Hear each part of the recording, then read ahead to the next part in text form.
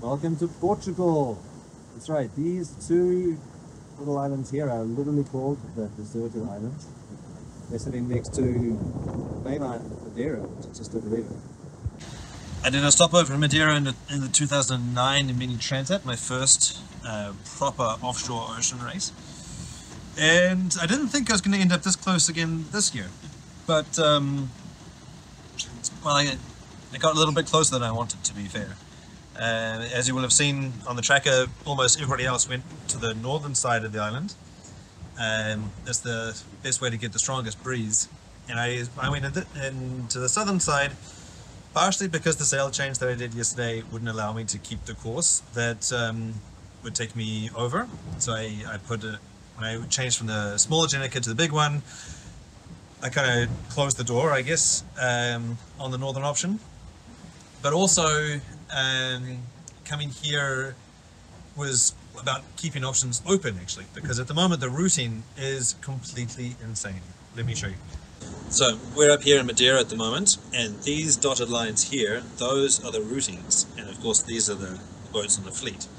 And what's tricky is that there's one route that goes down here through the Canaries and then down the African coast, and the other one sort of skives off way out into the middle of the Atlantic. And if we zoom out even further, then you can see that there's this huge separation between the options. One all the way through the Canaries and then down the African coast, and actually around the other side of the Cape Verde's exclusion zone.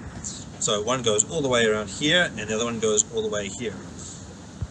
Now what's tricky about this is that there are two primary families of weather models. There is the GFS, or the Global Forecasting System, that's the American one, and there's the European one, which is the European Centre for Medium Range Weather Forecasting, the ECMWF.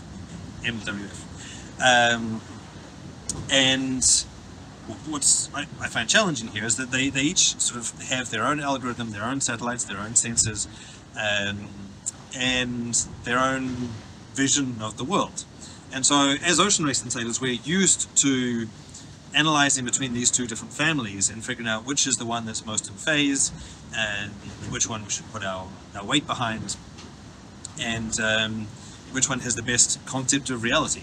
But what's really obnoxious is that the GFS and the EC, the European one, are swapping, they're alternating as to which time they think the African coast is good, and then which time the offshore one is. So maybe that means that it's a dead weight, like both options are valid.